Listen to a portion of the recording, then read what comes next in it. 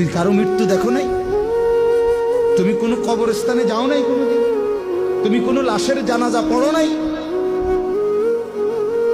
যে মানুষটা তোমার সামনে লাশ, সে কি একদিন হাত নাড়াইতো না? কথা বলে না? তার চক্ষুই খোলা ছিল না কোনোদিন?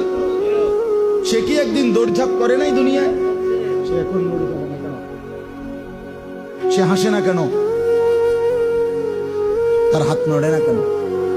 দয়া করে বুঝতে শিখে। আল্লাহ তাআলা বলছে, বল তানজুর নাফসুম মা কদ্দামাত লিগাদ।